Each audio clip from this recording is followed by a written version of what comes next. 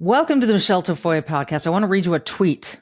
In the wake of affirmative action being ostensibly overturned by the Supreme Court, Ian Rowe, who is an educator, entrepreneur, and author of this fantastic book, Agency, we've had him on once before. He tweeted, "Years from now, Black students admitted to top schools will say, 'Thank you, Supreme Court, for a decision that removes the perception the only reason I got in is due to my race. You reestablish merit as the core criterion to be considered against a standard bar of excellence.'" That tweet that Ian Rowe put out has been seen over 1 million times and retweeted and retweeted and retweeted. We're going to talk to Ian Rowe about this in moments. Now, it's time for some sanity. It's the Michele Tafoya podcast. Well, as I said, Ian Rowe is an educator. He's an entrepreneur. He's a very wise man. And a couple of tweets he sent out in the wake of the affirmative action overrule, if you will, by SCOTUS, have been received very widely and retweeted. This one had 6,000 likes, 332 bookmarks, 161 quotes, and it's been seen 909,000 times. Here, let me quote Ian Rowe. "If you are concerned that the decision to end race-based affirmative action will result in fewer Black students in college, consider this.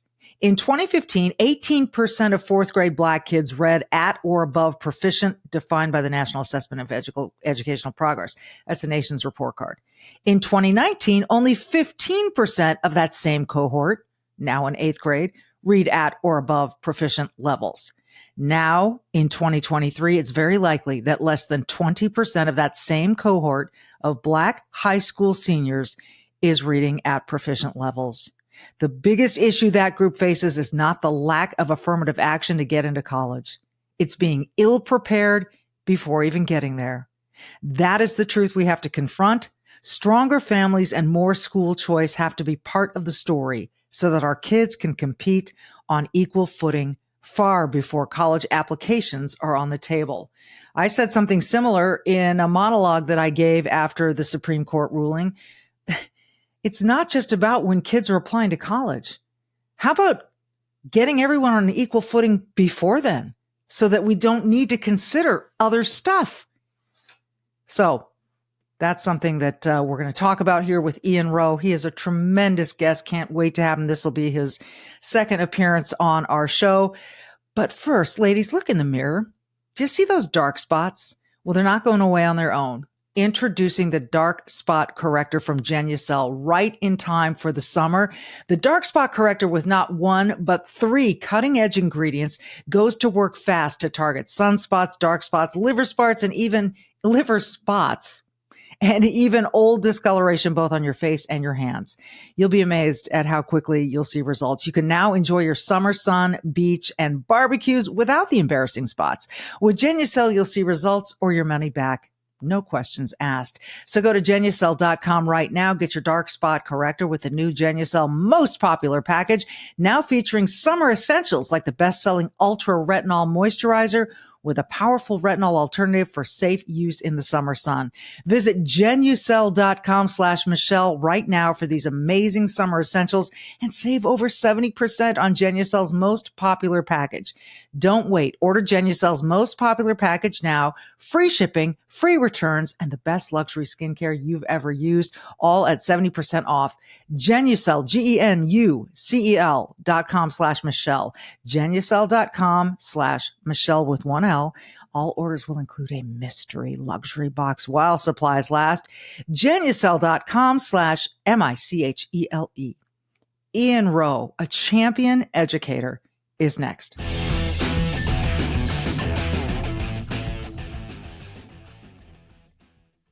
Ian Rowe, it is great to have you back again.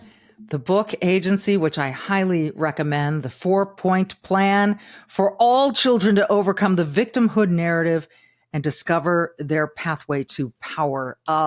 It's great to see you. And in the wake of the affirmative action decision by the Supreme Court, I told my audience about the tweets that you posted and how they received so much response. Yes. How surprised were you by how often you were retweeted and quoted and bookmarked and all the rest? Well, first of all, thank you for having me on. And, this decision is a big one. It does turn a ruling that's been in place, a practice, but it's time. It's time. It's actually interesting. You talked about my tweets. Let me share a tweet that was shared by the First Lady, former First Lady, Michelle Obama, in response to the decision by the Supreme Court to overturn race-based affirmative action. And this is her response, reflecting on her own experience as a student at Princeton University. And she said, "I sometimes wondered if people thought that I got here, Princeton University, because of affirmative action. It was a shadow that students like me could not shake, whether those doubts came from the outside or the inside our own minds," end quote. What's interesting about that quote is that a talented person like Michelle Obama, even she had what I often call the grinding self-doubt that so many talented Black kids who got into these elite schools had this either self-perception or perception from others that the only reason you got here was because of your skin color. So one of my tweets said that maybe someday Black kids who are accepted at top tier schools will look back at this decision and say, thank you. Yeah. Thank you for making a ruling, Supreme Court, that removed the perception that the only reason I achieved was because of my skin color. That tweet, I think, has now been seen well more than 1 million times. Right. And the reaction was quite mixed. Some people said, right on, I know exactly what you're talking about. And yes, we should be recognized for the merit, for the achievement that we made on our own. And others were saying, no, there will still be racism, there will still be discrimination. And so the tweet, landed in a place that showed, I think, the real divide of how people perceive. But I think on the whole, the Supreme Court made a decision that justifiably says race should not be a singular characteristic or provide an inherent advantage or disadvantage for students.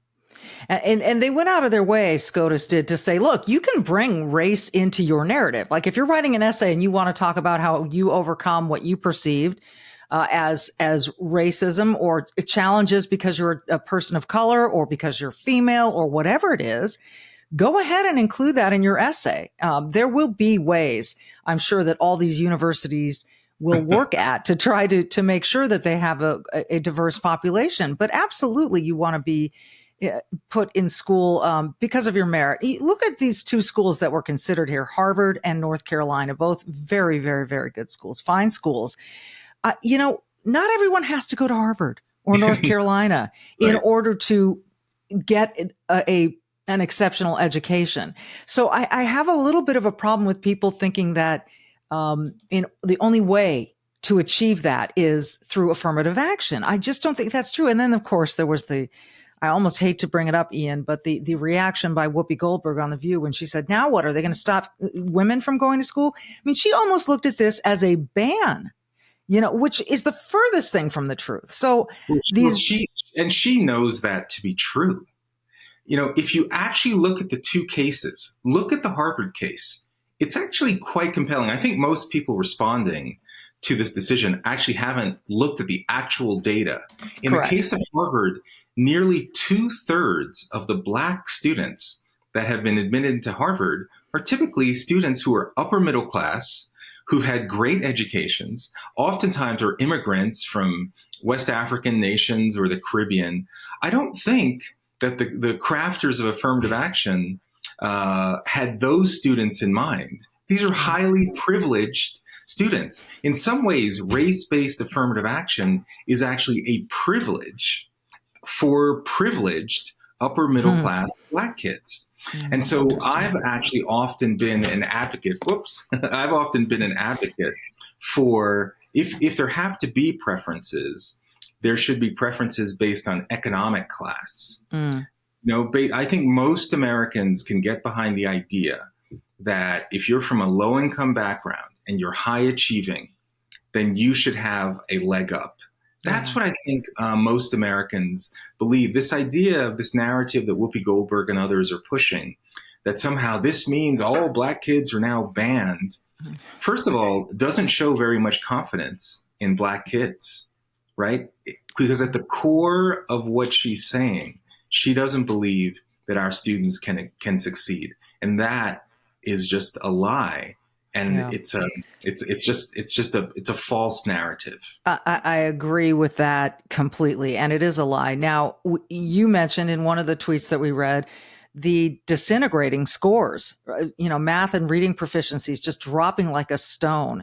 And in these inner city schools and schools where, as you mentioned, lower income students are not being well served. It's a shame. I feel embarrassed for our country that we have not given these students what they need to learn to read, write, do math, do some science, that we have started to focus maybe on other things. I don't know. But the fact that we're moving kids along in school without them being able to read is a disgrace to me. And I'm just not sure how or why this is happening. But to me, there's the bigger problem than Correct. Whether or not you give a kid a leg up going into college. Why aren't we preparing them?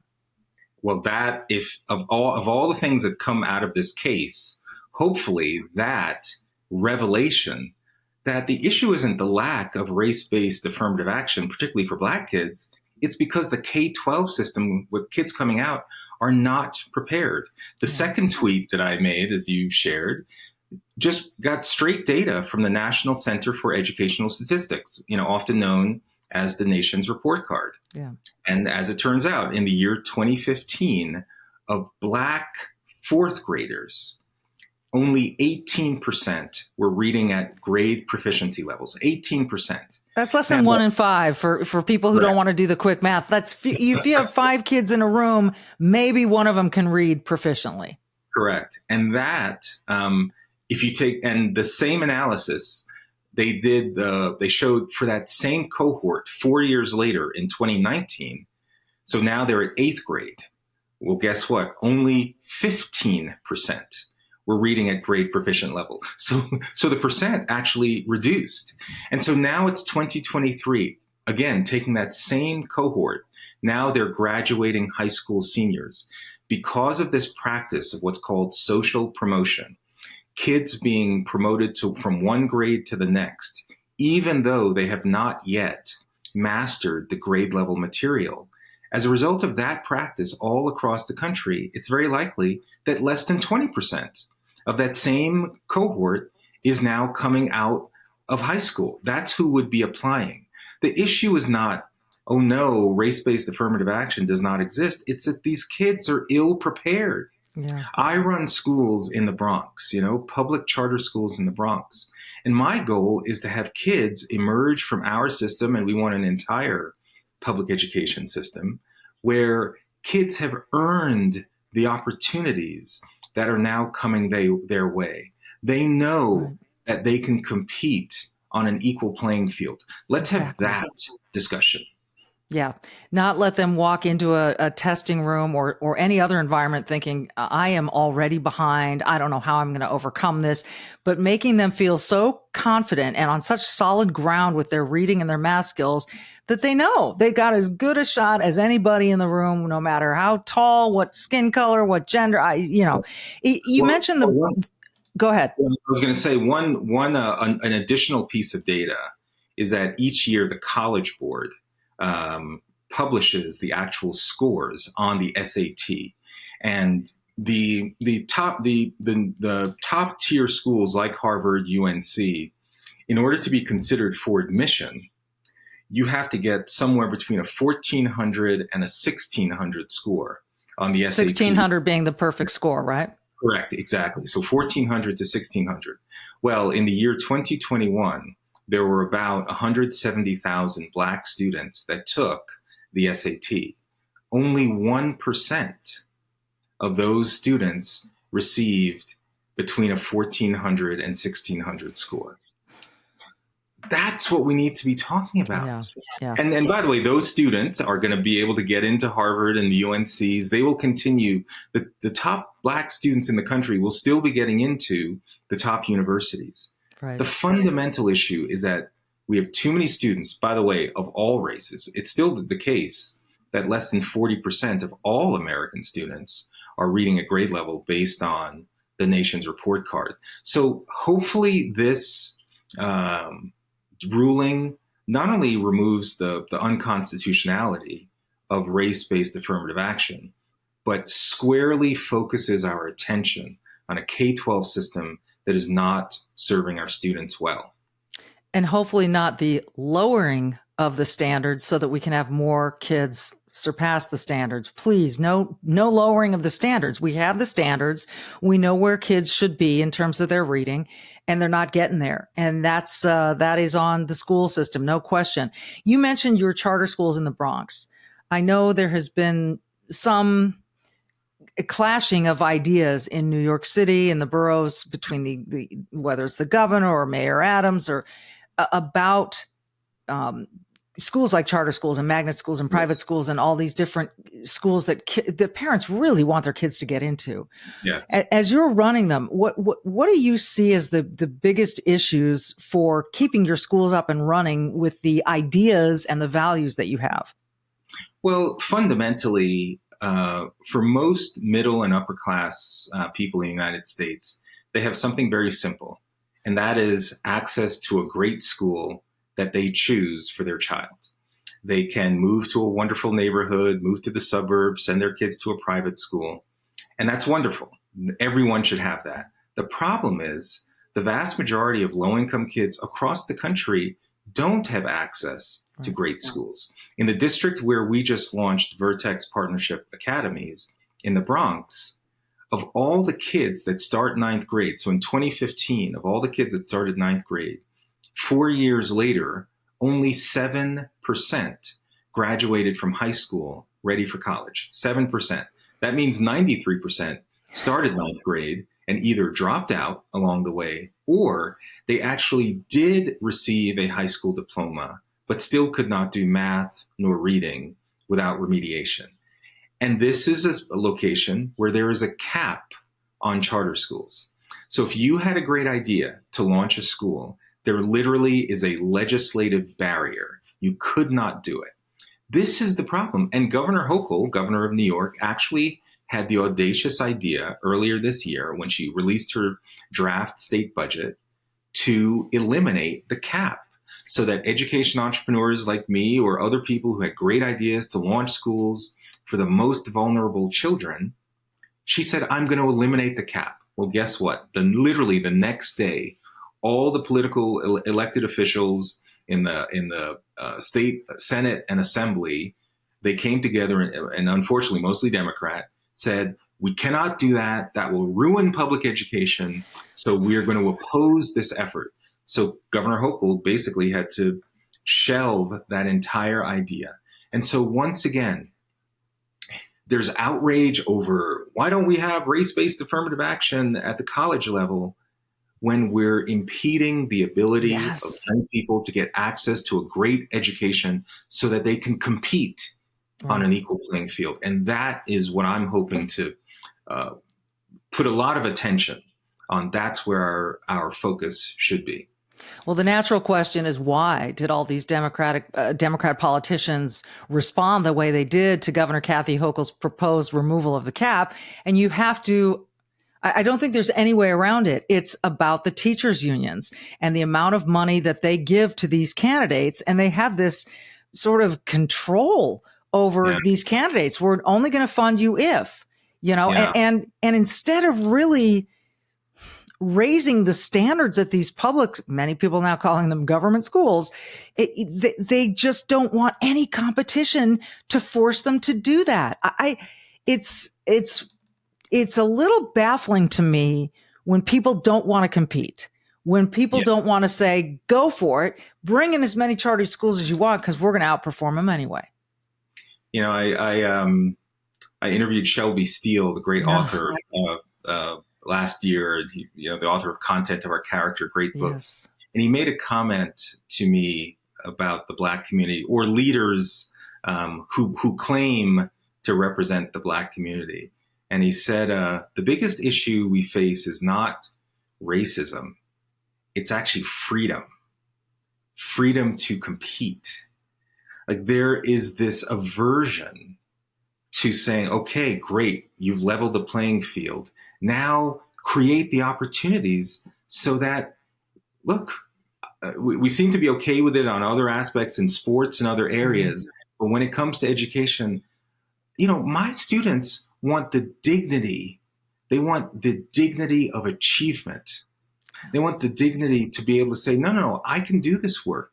Just let me have the opportunity. Don't shackle me. A different kind of shackling, right? Don't shackle me to go to schools where only 7% of kids graduate from high school ready for college. Why don't you have the confidence? Why does Whoopi Goldberg say, oh, now it means, what are they going to ban women? Why are you putting forth a narrative that if left to my own devices, I don't have the ability to succeed? And that's the narrative that I think is so destructive. What do you think the answer to that is? You just asked a really important question. Why don't you think I can do this? Why do you continue on with this victimhood narrative that these kids can't achieve on their own and reach, for the highest standards on their own 2 feet? Why do you suppose that narrative continues to exist? Here we are in 2023, for crying out loud. It's an excellent question. And the only answer I can come to is that there is power in victimhood. There is power in oppression. Yeah. So, whether it's Whoopi Goldberg or her host colleague, I think Sunny Hostin, she had Senator Tim Scott on maybe a month ago because he had talked about the fact that, yes, America's had a history of oppression, but with the right supports, a Black kid can compete just like anyone else. And I think Joy Behar said, you don't even know what it's like to be a Black man. You and Clarence, here she's telling him how it's, and so he went on the show. And of course, Joy Behar decided not to show up, but he was interviewed by Sunny Hostin. And here he is saying, look, here's the progress we've made as a Black community on economics and politics, all these other areas. And Sunny Hostin kept saying, no, but you're an exception. You're an exception. You're an exception. Discounting the progress that the Black community has made. So there's this sense that if we acknowledge any kind of progress, we can no longer have the narrative of Black people are oppressed in this society. Right. And America is an inherently racist nation. And unfortunately, there are those who trade on that. Yes. Their relevance and their power. Yeah, that's a really interesting word you just used. They trade on that because, a lot of people talk about the grievance industry. But if you can prove that you are oppressed in some way, shape, or form, that you are this tiny little slice of a fringe minority, and therefore you have been oppressed by whatever the majority of society, then you get like boosted up into this, position of fame in some cases. You can ask for things and have them given to you. And pure innocence. You no longer have responsibility. And this actually this is one of the risks coming out of this affirmative action decision. And we're starting to see it. So the Biden administration has put out a directive to all colleges and universities that basically say, this is what the message that the administration want colleges and universities to now really look at when it comes to college applications. And they say it explicitly. They're putting in the context of what they call an adversity score for colleges and universities to elevate the challenges that you faced as an applicant over everything else. So what it's suddenly starting to do, we want to valorize victimhood over achievement. Valorize victimhood. That's what the message from the administration to colleges and universities. We want you to encourage every kid to basically to enter what I call the oppression Olympics, to how much your struggle has been. And it's not that we don't want to reward kids that overcome adversity, certainly. Absolutely. But when it comes to what is it, because nowhere in this directive does it say anything about merit, right? And whatever your accomplishments. And so it's just a very subtle but important difference. I run schools not because I want my kids to be proud of their victimization. Mm-hmm. I want them to be proud of their accomplishments and their achievements. And it's a very important difference.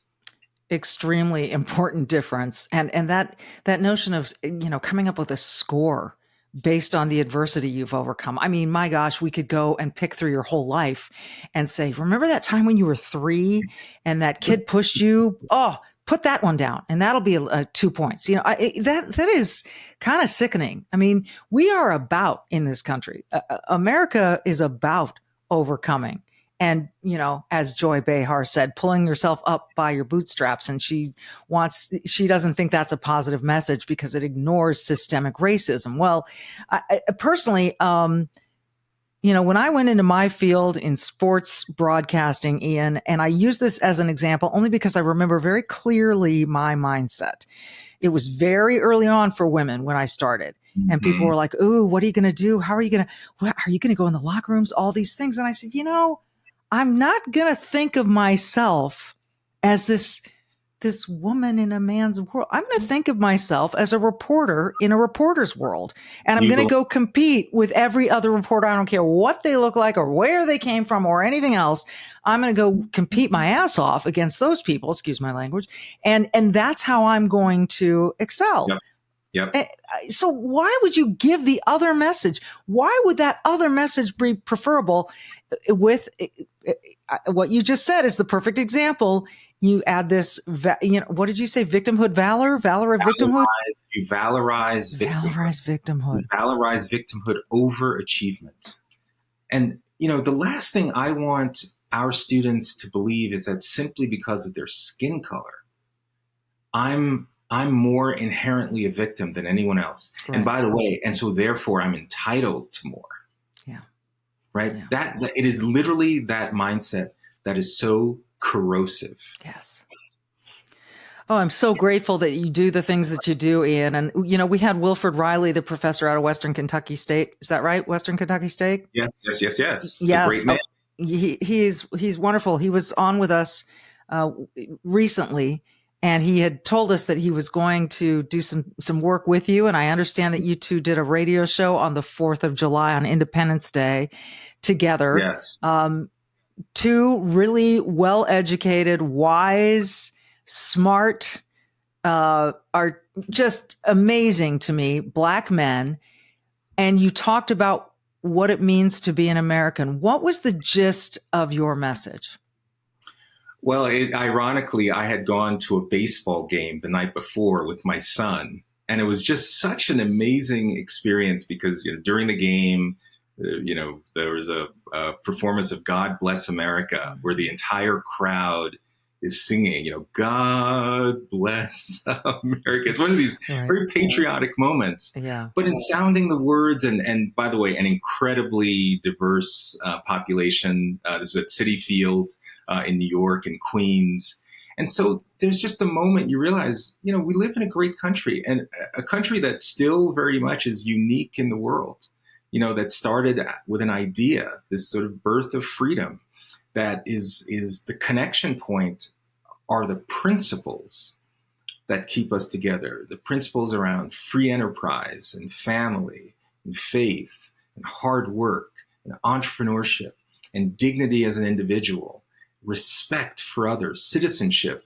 These words mean something. And so Will and I talked about that, and that those are the things that bring us together, that are stronger, that create greater bonds than the things that make us different. And I just think we as Americans need to remind ourselves of those things. And, the Supreme Court decision, I think for some people, they think no, this idea is bringing us backwards. Well, actually, it's leveling the playing field so that we can all know that we're human beings first. Mm-hmm. That's the thing. We're Americans. Yeah. And Americans with dignity and the opportunity and responsibility to lead your lives as individuals and to be assessed as individuals, not just some members of, marginalized or privileged or underprivileged groups. And that's what we got to fight for. And so those are the kinds of things that we talked about. You know, you mentioned marginalized groups, and we've talked about this identity politics and the victimhood. And it seems to me the more that is paid off for some groups, the more that other groups go, hey, how can I be marginalized? I know brunettes wearing orange shirts, you know, we just don't get paid the same as blondes wearing turquoise shirts. That's just a fact. Now, I'm not trying to belittle marginalized groups because we all know that there are some. We do know that. And we, as you said, everyone needs to take responsibility and respect one another. Responsibility is a key word there too. That's hard for some people to want to grab onto and really, you know, be responsible for is their own lives. And so they like to sort of lean on the handouts. But the other word that you mentioned, I just want to get to is faith.